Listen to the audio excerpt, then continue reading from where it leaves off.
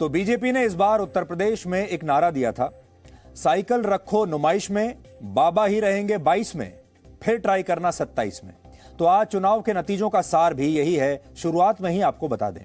आज 5 राज्यों में चुनाव के नतीजों में पंजाब को छोड़कर उत्तर प्रदेश, उत्तराखंड, मणिपुर और गोवा के लोगों ने बीजेपी को बहुमत से जिता दिया है और विपक्षी दलों को यह कह दिया है कि अब 2027 में फिर से ट्राई करना, अब 5 साल बाद आना। जो लोग योगी आदित्यनाथ के खिलाफ जबरदस्त लहर होने की बात कह रहे थे, आज उन्हें यह समझ में आया कि लहर उनके खिलाफ नहीं बल्कि योगी के पक्ष में चल रही थी और बीजेपी ने इन चारों राज्यों में प्रो इनकम्बेंसी वेव की वजह से चुनाव जीता है। योगी आदित्यनाथ के अलावा आज के दूसरे सुपरस्टार रहे हैं अरविंद केजरीवाल, जिनकी पार्टी ने पंजाब में पूरी तरह से झाड़ू लगा दी और पंजाब की राजनीति के बड़े बड़े महाराजाओं को उन्होंने आज धूल चटा दी। आज पंजाब की हालत यह है, कैप्टन अमरिंदर सिंह हार गए, बादल हार गए, चन्नी हार गए, सिद्धू हार गए। एक जमाने में मशहूर कॉमेडी शो लाफ्टर चैलेंज में नवजोत सिंह सिद्धू जज हुआ करते थे और पंजाब के अगले मुख्यमंत्री भगवंत मान उस शो में एक प्रतियोगी हुआ करते थे। लेकिन आज नंबर देने की बारी भगवंत मान की थी और उन्होंने अपने पुराने जज नवजोत सिंह सिद्धू को 100 में से 0 नंबर दिए हैं। उत्तराखंड में बीजेपी सरकार बना रही है, फिर से ये अपने आप में रिकॉर्ड है, लेकिन मुख्यमंत्री पुष्कर सिंह धामी और कांग्रेस के पूर्व मुख्यमंत्री हरीश रावत दोनों ही चुनाव हार गए हैं। तो आज के चुनावों का विश्लेषण यह है कि ये नए भारत का चुनाव है। ये चुनाव प्रधानमंत्री मोदी के चेहरे, उनकी ईमानदार छवि और उनके शानदार काम पर जीता गया है, इसलिए कोई भी विपक्षी नेता उनके सामने ठहर नहीं पाया। इस चुनाव से यह भी पता चलता है कि कोविड से 2 साल के लंबे संघर्ष, तमाम लॉकडाउन्स और आर्थिक मंदी के बावजूद मोदी की लोकप्रियता में कोई कमी नहीं आई है, बल्कि ये और बढ़ गई है। और आज विपक्ष के नेताओं को एक नए वोट बैंक के बारे में भी पता चला है और वो है डबल वी, यानी विकास का वोट बैंक, जिसकी चाबी सिर्फ मोदी के पास है। आप ये समझ लीजिए कि ये ऐसा बैंक है जिसके लॉकर में वोट रखे हुए हैं, लेकिन उस लॉकर की चाबी सिर्फ मोदी के पास है। बाकी कोई नेता उसमें से वोटों को विड्रॉ नहीं कर सकता उस बैंक में से, क्योंकि ये वोट तभी विड्रॉ हो सकते हैं, तभी निकल सकते हैं जब आपने काम किया हो, क्योंकि ये विकास के वोट बैंक हैं। और बाकी के जो नेता हैं वो सिर्फ जाति के आधार पर या धर्म के आधार पर चुनाव लड़ रहे थे। आज कांग्रेस पार्टी पूरे उत्तर प्रदेश में सिर्फ 2 सीटें जीत पाई है। सोचिए, 403 में से 2 सीट। और पंजाब में बुरी तरह हार गई। उनके मुख्यमंत्री पद के दावेदार और मौजूदा मुख्यमंत्री चन्नी अपनी दोनों सीटों से हार गए। इसलिए आज बड़ा सवाल यह है कि क्या प्रियंका गांधी वाड्रा और राहुल गांधी पर इस हार के लिए जिम्मेदारी तय की जाएगी। और इसी तरह एक और सवाल यह भी है कि क्या मायावती का राजनीतिक करियर अब समाप्ति की ओर है, क्योंकि आज बीएसपी पूरे यूपी में सिर्फ 1 सीट जीत पाई। और आज पूरे 1.5 घंटे चुनाव का यह शानदार विश्लेषण आज आप हमारे साथ देख पाएंगे। तो शुरू करते हैं आज के इस विश्लेषण को। सबसे पहले आपको इन नतीजों के बड़े हाइलाइट्स बता देते हैं। वैसे तो आपने दिन में देख लिए होंगे, लेकिन फिर से एक बार हमारे साथ आप रिवीजन कर लीजिए।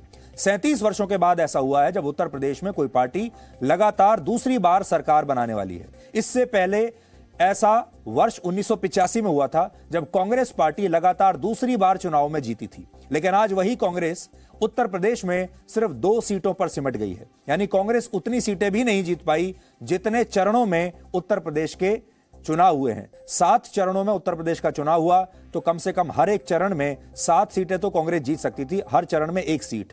लेकिन 7 चरणों के इस चुनाव में कांग्रेस ने 2 सीटें जीती हैं। यानी हर एक तरीके से अगर आप लगाएंगे तो हर 3 चरण के बाद उन्हें 1 सीट मिली है। आज उत्तर प्रदेश में बीजेपी ने कई नए रिकॉर्ड बनाए हैं। कांग्रेस लगातार नीचे जाने के रिकॉर्ड बना रही है और बीजेपी ऊपर जाने के रिकॉर्ड बना रही है। जैसे उत्तर प्रदेश के इतिहास में पहली बार होगा जब कोई मुख्यमंत्री 5 साल का कार्यकाल पूरा करने के बाद फिर से मुख्यमंत्री की जिम्मेदारी संभालेगा। वोट प्रतिशत के मामले में भी बीजेपी ने अपना 2017 का रिकॉर्ड तोड़ दिया है। 2017 में उसे 40% वोट मिले थे, लेकिन इस बार 42% वोट मिले हैं, 2% पहले से भी ज्यादा। समाजवादी पार्टी को लगभग 32% वोट मिले हैं, बीएसपी को 12.5% और कांग्रेस की तो बात ही क्या है। कांग्रेस को पूरे 2.5% वोट भी नहीं मिल पाए। और यह सब तब हुआ है जब प्रियंका गांधी वाड्रा खुद उत्तर प्रदेश में डेरा डालकर बैठी थी। उन्हें कांग्रेस ने मुख्यमंत्री पद का उम्मीदवार भी बना दिया था। उन्होंने स्लोगन भी शानदार दिया था, लड़की है लड़ सकती है, लड़की हूं लड़ सकती हूं। आप कह सकते हैं कि कांग्रेस यूपी के चुनाव में 2.5 कदम भी इस बार चल नहीं पाई। उत्तर प्रदेश में बीजेपी को लगभग 4 करोड़ वोट मिले हैं। यह कनाडा जैसे देश की पूरी आबादी से भी ज्यादा है। इन नतीजों से यह बात साबित होती है कि प्रो इनकम्बेंसी वेव नाम की भी एक चीज होती है। पंजाब में कांग्रेस के खिलाफ एंटी इनकम्बेंसी वेव थी, तो बाकी के सभी 4 राज्यों में बीजेपी को जिताने की लहर चल रही थी। तो इससे आप ये समझिए, आज के जो चुनाव थे उनमें पंजाब में जबरदस्त एंटी इनकम्बेंसी वेव थी और बाकी के राज्यों में प्रो इनकम्बेंसी वेव थी। इससे पहले बड़े बड़े चुनावी एक्सपर्ट जो थे और वर्षों से, दशकों से टीवी पर या वैसे भी आप उन्हें सुनते आ रहे हैं, वो हमेशा कहते थे एक एंटी इनकम्बेंसी वेव होती है, मतलब कि 5 साल में जनता उस नेता से और सरकार से परेशान हो चुकी होती है, इसलिए वो बदलाव चाहती है। लेकिन बीजेपी के साथ उल्टा हो रहा है। बीजेपी के साथ जनता परेशान होकर कम वोट नहीं दे रही, बल्कि पहले से भी ज्यादा वोट दे रही है। इसे प्रो इनकम्बेंसी वेव कहते हैं और यह भारत में शायद पहली बार ऐसा दिखाई दे रहा है। इन चुनावों में राजनीति के बड़े बड़े महाराजा भी आज मिट्टी में मिल गए। पंजाब में प्रकाश सिंह बादल, सुखबीर सिंह बादल, नवजोत सिंह सिद्धू, कैप्टन अमरिंदर सिंह, विक्रम मजीठिया और खुद मुख्यमंत्री चरणजीत सिंह चन्नी अपनी दोनों सीटों से चुनाव हार गए। यानी पंजाब में तो कोई बचा ही नहीं। पंजाब की जो मौजूदा राजनीति थी, राजनीति के बड़े बड़े महाराजा थे, ये सारे के सारे धराशायी हो गए और अरविंद केजरीवाल की पार्टी ने पंजाब के चुनावों में एक तरह से रीसेट बटन दबा दिया है। यानी अब पंजाब की जो राजनीति है वो दोबारा से शुरू होगी, एक नई दिशा में, एक नए तरीके से। जैसा उन्होंने दिल्ली में किया था, ठीक वैसा ही पंजाब में किया है। इसके अलावा उत्तराखंड में मुख्यमंत्री पुष्कर सिंह धामी और कांग्रेस के नेता हरीश रावत भी दोनों ही चुनाव हार गए हैं। एक और बात, उत्तर भारत में देश अब जाति की राजनीति को पीछे छोड़ चुका है। आज उत्तर प्रदेश में जाति की राजनीति करने वाली पार्टियों की एक बहुत बड़ी हार हुई है। आप देखते होंगे, हम हमेशा जी न्यूज पर यह कहते हैं, क्या कभी वो समय आएगा जब लोग जातियों से ऊपर उठकर विकास के एजेंडे पर वोट डालेंगे? तो वो समय आ गया है और इसीलिए हम कह रहे हैं ये नए भारत का चुनाव है। दूसरी बड़ी बात यह है, आप एक और चुनावी एक्सपर्ट से एक फॉर्मूले के बारे में सुनते आ रहे हैं जिसको हम MY फैक्टर कहते थे, MY फॉर्मूला। तो अभी तक पारंपरिक राजनीति में इसका मतलब होता था मुस्लिम प्लस यादव, इसको कहते थे MY। और ये पुराने जमाने के जो नेता थे उनका ये मनपसंद फॉर्मूला हुआ करता था और लालू प्रसाद यादव से लेकर मुलायम सिंह यादव ने और कांग्रेस के बड़े बड़े नेताओं ने इस फॉर्मूले से न जाने कितने सारे चुनाव जीते हैं। लेकिन अब ये फॉर्मूला पुराना हो गया है, अब इसके नए मायने आ गए हैं। अब इस फॉर्मूले का मतलब है MY का मोदी प्लस योगी। उसकी तस्वीर भी आज हम आपको दिखाएंगे कि इस फॉर्मूले की नई तस्वीर क्या है। इसके अलावा उत्तराखंड ने नतीजों ने एक बार फिर एग्जिट पोल्स को गलत साबित किया है। ज्यादातर एग्जिट पोल्स ये कह रहे थे कि उत्तराखंड में बीजेपी हारेगी और कांग्रेस सरकार बना सकती है, नहीं तो कह रहे थे कि कांटे की टक्कर है। लेकिन इस चुनाव में कांग्रेस बीजेपी को कांटे की तो क्या, कैसी भी टक्कर नहीं दे पाई और बीजेपी पहली बार उत्तराखंड में दोबारा अपनी सरकार बनाएगी। आज पंजाब में आम आदमी पार्टी की शानदार जीत ने अरविंद केजरीवाल को एक राष्ट्रीय स्तर का बड़ा नेता आज आखिरकार बना दिया। केजरीवाल का बहुत समय से यह सपना था कि उन्हें भी राष्ट्रीय नेता के तौर पर जगह दी जाए। और आपने देखा होगा, जब वो विपक्षी नेताओं की जब कोई बैठक हुआ करती थी तो इससे पहले केजरीवाल को बहुत ज्यादा भाव नहीं मिलता था, उन्हें कहीं पीछे बैठा दिया जाता था, क्योंकि लोग सोचते थे कि जब विपक्षी दलों का जो एक साझा मंच बनता है उसमें ममता बनर्जी जैसे जो नेता हैं, उद्धव ठाकरे हैं, नीतीश कुमार हैं या जो दूसरे और राज्यों के बड़े बड़े मुख्यमंत्री हैं, उन्हें फ्रंट रो में बैठाया जाता था और अरविंद केजरीवाल को कहा जाता था कि ये तो एक छोटी सी दिल्ली के मुख्यमंत्री हैं, ये अभी लीड नहीं ले सकते, अभी पूरी तरह से राष्ट्रीय नेता नहीं बने हैं। लेकिन आज केजरीवाल का सपना पूरा हो गया। अब वो कह सकते हैं कि वो राष्ट्रीय नेता हैं और उन्होंने ममता बनर्जी जैसे नेताओं के सपने को भी चकनाचूर कर दिया है। ममता बनर्जी भी चाहती थी कि वो पश्चिम बंगाल से दूसरे राज्यों में जाएं और राष्ट्रीय नेता बन जाएं, इसीलिए उन्होंने गोवा का चुनाव लड़ा। लेकिन केजरीवाल की पार्टी पहली ऐसी क्षेत्रीय पार्टी बन गई है जिसने एक राज्य के बाहर दूसरे राज्य में भी अपनी सरकार बना ली है और आज गोवा में भी उन्होंने सीटें जीत ली हैं। अब राष्ट्रीय राजनीति में महत्वाकांक्षाओं को लेकर केजरीवाल का मुकाबला पश्चिम बंगाल के मुख्यमंत्री ममता बनर्जी से होने वाला है। और कौन जानता है कि केजरीवाल आज जहां भी आज शाम को बैठे होंगे तो हो सकता है उन्होंने अभी से ही 8-10 साल के बाद ही सही प्रधानमंत्री बनने के सपने देखने भी शुरू कर दिए होंगे। इन नतीजों ने यह भी संकेत दिए कि अब मायावती का राजनीतिक सफर समाप्ति की ओर है, क्योंकि इन चुनावों में बीएसपी का हाथी प्रभावी नहीं रहा, उतना ही प्रभावी था जितने हाथी के दिखाने वाले दांत होते हैं। तो आप कह सकते हैं कि उत्तर प्रदेश की राजनीति में मायावती भी अब बिल्कुल वैसे ही हो गई हैं जैसे हाथी के दिखाने वाले दांत होते हैं। शोपीस बहुत अच्छा है मायावती के रूप में, आप शोपीस के तौर पर उन्हें प्रोजेक्ट कर सकते हैं, फोटो अच्छी लगती है, नारों में भी वो अच्छी लगती हैं, उनकी एक जगह है। लेकिन अब चुनाव जीतने की जो उनकी क्षमता है अब वो धीरे धीरे समाप्त हो गई है। इसलिए अब उनके जो चेहरा है वो आपको सिर्फ पोस्टर्स पर नजर आएगा, क्योंकि आज उनकी पार्टी सिर्फ एक सीट, 403 सीटों में से एक सीट ही जीत पाई है। आज के जनादेश ने ब्रांड मोदी को अब और भी बहुत मजबूत बना दिया है भारत में, क्योंकि इस चुनाव में प्रधानमंत्री मोदी सबसे बड़ा नाम थे, सबसे बड़ा चेहरा थे। और ये जो चुनाव प्रधानमंत्री मोदी के चेहरे पर लड़ा गया, उनकी ईमानदार छवि पर लड़ा गया और उनकी क्षमताओं पर लड़ा गया, उन्होंने जो काम किया है जमीन पर उस पर यह चुनाव लड़ा गया है। तो अगर चारों राज्यों में जो सबसे बड़ा फैक्टर था जिसने बीजेपी को जिता दिया वो है प्रधानमंत्री मोदी का यही चेहरा। और आज शाम को प्रधानमंत्री मोदी अपनी पार्टी के कार्यालय में गए थे और वहां पर जाकर उन्होंने क्या कहा, अब आप ये देखिए। जिस एक बात पर मैंने सबसे ज्यादा चिंता जताई थी वो थी गौर परिवारवाद। मैंने राज्यों के लोगों को बताया कि कैसे मैं किसी परिवार के खिलाफ नहीं हूं, न ही मेरी किसी की व्यक्तिगत दुश्मनी है। मैं लोकतंत्र की चिंता करता हूं और मैं सभी ज्ञानियों को कहता हूं, जरा लोकतंत्र के तराजू पर इन चीजों को तोल के देखो।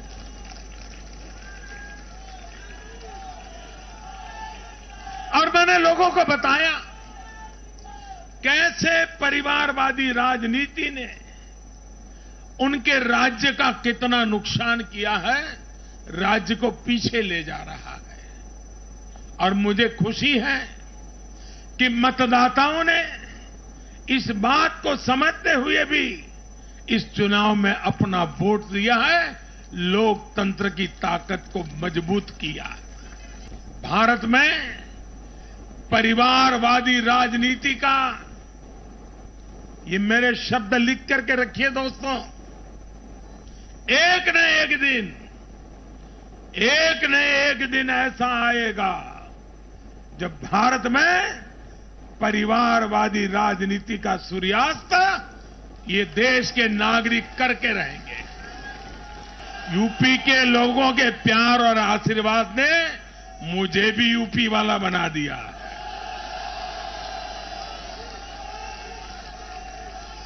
मैं बनारस का सांसद होने के नाते मेरे अनुभव से कह सकता हूं, यूपी के लोग ये बात समझ चुके हैं कि जाति को बदनाम करने वालों से, संप्रदाय को बदनाम करने वालों से अब दूर रहना है और राज्य के विकास को ही सर्वोच्च प्राथमिकता देनी है। चुनाव के दौरान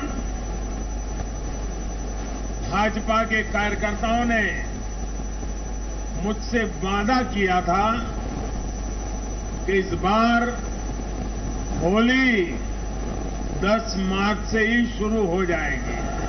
साथियों, इतना बड़ा भव्य विजय भारत के उज्जवल भविष्य की ये गारंटी है। मैं एक बार फिर भारत के उज्जवल भविष्य के लिए ये जो निर्णायक मतदान किया है, इसलिए हमारे मतदाता अभिनंदन के बहुत अधिकारी है।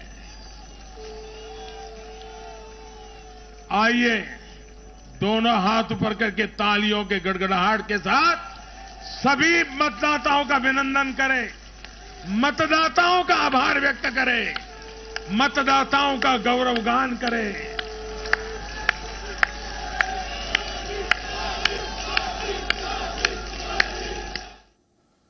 तो वैसे तो होली इस बार 18 तारीख को है, लेकिन बीजेपी में होली का जो सेलिब्रेशन है वो 10 तारीख से यानी आज से 10 मार्च से ही शुरू हो गया है। एक और बड़ी बात आज के चुनावों के विश्लेषण की है वो ये कि परिवार वाली जो पार्टियां हैं, आज का दिन उन सब के लिए बहुत ही खराब रहा और प्रधानमंत्री मोदी ने भी अपने भाषण में यह बात कही है। प्रधानमंत्री मोदी ने और बीजेपी ने इस बार परिवारवाद पर इस पूरे चुनाव में बहुत चोट की है। अब आप देखिए परिवारवाद को लेकर, अकाली दल एक परिवार की पार्टी है, बहुत बुरी तरीके से हारी। कांग्रेस एक परिवार की पार्टी है, बुरी तरीके से हारी। बीएसपी एक व्यक्ति की पार्टी है, बुरी तरह से हारी। समाजवादी पार्टी एक परिवार की पार्टी है, बुरी तरह से हारी। राष्ट्रीय लोकदल एक परिवार की पार्टी है, वो भी हारी। यानी परिवार जो जितनी भी राजनीति कर रहे हैं, पुराने राजनीतिक परिवार अपनी अपनी पार्टियों द्वारा, वो सब हार रहे हैं। यानी भारत का जो नया वोटर है वो अब नेताओं को उनके परिवारों के जरिए नहीं पहचानता, नेताओं को उनके बड़े बड़े चेहरे के जरिए नहीं पहचानता। उसे वो व्यक्ति चाहिए जो काम कर सके। अब उसे वो नेता नहीं चाहिए जो कि लंबे लंबे काफिलों में आते हैं, 100-100, 50-50 गाड़ियों को लेकर जो चलते हैं और जिनकी जो है राजशाही उसे देखने को मिलती है। इसीलिए कैप्टन अमरिंदर सिंह महाराजा जो पटियाला के हैं, पटियाला के ही आम लोगों ने उन्हें हरा दिया। तो राजनीति में इस समय, भारत की राजनीति में दो तरह के नेता हैं, पहले ग्रास रूटर्स और दूसरे पैराशूटर्स। ग्रास रूटर्स सिर्फ ऊपर जा सकते हैं क्योंकि वो नीचे से उठकर आ रहे हैं, और पैराशूटर्स सिर्फ नीचे आ सकते हैं क्योंकि वो पहले से ही ऊपर से कूदे हैं। और जो परिवारवाद वाले लोग हैं ये पैराशूटर्स हैं, यानी ये सीधे हवा में ही इन्होंने जंप लगाई है, ये नीचे आ सकते हैं और नीचे आ रहे हैं। और जो ग्रास रूटर्स हैं वो नीचे से ऊपर जा रहे हैं। और अगर आप देखिए आज के चुनाव में जो दो पार्टियां सफल रही हैं, एक बीजेपी और एक आम आदमी पार्टी, दोनों ही गैर पारिवारिक पार्टियां हैं, किसी एक परिवार की पार्टी ये दोनों ही नहीं है। और ये जो मैं शब्द आपको आज बता रहा हूं, ग्रास रूटर्स और पैराशूटर्स, भगवंत मान एक जमाने में कॉमेडी किया करते थे और वो अलग अलग शोज पर जाते थे टीवी में, और ये बात बहुत जमाना पहले उन्होंने ये कही थी कि ग्रास रूटर्स और पैराशूटर्स में से अगर बनना हो तो ग्रास रूटर बनना चाहिए। और पंजाब के इस समय सबसे बड़े जो ग्रास रूटर हैं वो भगवंत मान ही हैं आज। भगवंत मान ने जमाने पहले एक बार क्या कहा था, आज आपको उनका ये कॉमेडी शो जरूर देखना चाहिए, आप सुनिए। हुकूमत वो करते हैं जिनका दिलों पर राज होता है, हुकूमत वो करते हैं जिनका दिलों पर राज होता है, यूं कहने को तो मुर्गे के सर पे भी ताज होता है। हुकूमत वो करते हैं जिनका दिलों पर राज होता है, हुकूमत वो करते हैं जिनका दिलों पर राज होता है, यूं कहने को तो मुर्गे के सर पे भी ताज होता है। तो तब कभी किसी ने सोचा नहीं होगा कि भगवंत मान एक दिन कॉमेडी के इस मंच को छोड़कर गंभीर राजनीति में आ जाएंगे और पंजाब के मुख्यमंत्री बन जाएंगे। अब आपको जल्दी से 5 राज्यों के चुनावों का फाइनल स्कोर बता देते हैं ताकि आपको विश्लेषण भी ठीक से समझ में आए। उत्तर प्रदेश में बीजेपी के गठबंधन को 274 सीटें मिली हैं, समाजवादी पार्टी और उसके गठबंधन को 124, बीएसपी को सिर्फ 1, कांग्रेस को सिर्फ 2 सीटें मिली हैं। बीजेपी को अकेले अपने दम पर पूर्ण बहुमत मिला है, हालांकि पिछली बार से उसकी 38 सीटें कम हुई हैं। इसके अलावा अखिलेश यादव ने भी आखिरी ओवर तक बैटिंग की इस बार, लेकिन वो ये मैच जीत नहीं पाए। और अगर आप देखेंगे बीजेपी को 38 सीटों का नुकसान हो रहा है इस बार, समाजवादी पार्टी को 77 सीटों का फायदा हो रहा है, समाजवादी पार्टी के गठबंधन को, बीएसपी को 18 सीटों का नुकसान, कांग्रेस को 5 सीटों का नुकसान, और इंडिपेंडेंट जो हैं, अदर्स में जो आते हैं, उन्हें फायदा हो रहा है। पंजाब में आम आदमी पार्टी ने पूरी तरह से झाड़ू लगा दी है। आम आदमी पार्टी को पंजाब की 117 सीटों में से 92 सीटें मिली हैं, यानी राज्य की लगभग 79% सीटें अरविंद केजरीवाल की पार्टी ने जीत ली, जबकि कांग्रेस को 18 सीट मिली हैं, अकाली दल को सिर्फ 4, बीएसपी को सिर्फ 1 और बीजेपी को भी सिर्फ 2 सीटें ही मिल पाई हैं। यानी पंजाब के वोटर ने पूरे दिल से पहले ही यह तय कर लिया था कि उन्हें अरविंद केजरीवाल की पार्टी को लाना है और वो आखिर तक अपने उसी विचार के साथ बने रहे, चाहे लोगों ने उन्हें कितना भी भटकाने की कोशिश की। उत्तराखंड के चुनावी नतीजों ने सबसे ज्यादा सरप्राइज किया है। उत्तराखंड की 70 सीटों में से बीजेपी को 48 सीटें मिली हैं, कांग्रेस को 18, बीएसपी को 2 और अन्य को भी 2 सीटें ही मिली हैं। इस राज्य के गठन के उत्तराखंड राज्य के गठन के बाद पहली बार ऐसा हुआ है जब कोई पार्टी दोबारा से सरकार बनाने में कामयाब हुई। इससे पहले उत्तराखंड में एक बार कांग्रेस की सरकार आती थी, फिर बीजेपी की सरकार आती थी, बारी बारी से आती थी, लेकिन बीजेपी ने आज इस रिकॉर्ड को तोड़ दिया और बीजेपी पहली ऐसी पार्टी बन गई है जो लगातार दूसरी बार उत्तराखंड में अपनी सरकार बनाएगी। मणिपुर और गोवा में भी बीजेपी जीत गई है। इन दोनों राज्यों के नतीजे भी आप अपनी टीवी स्क्रीन पर देख सकते हैं और गोवा, मणिपुर से भी बीजेपी को अच्छी खबरें ही मिल रही हैं। आपकी स्क्रीन पर वहां का भी स्कोर कार्ड है। मणिपुर में 60 सीटें हैं, बीजेपी को 32 मिली हैं, इसमें से कांग्रेस को सिर्फ 5 सीटें मिली हैं, एनपीएफ को 5 मिली हैं और एनपीपी को भी 7 सीटें ही मिली हैं, अदर्स को 11 सीटें मिली हैं। तो उत्तर पूर्व में बीजेपी का जो होल्ड है अब और ज्यादा मजबूत होता जा रहा है। संक्षेप में इन चुनावी नतीजों का सार यह है कि एक तरफ बीजेपी का एक विशाल मॉल था और दूसरी तरफ विपक्ष का एक छोटा सा स्टॉल था। Presenting B News app, available on Google Play and App Store. Download it now.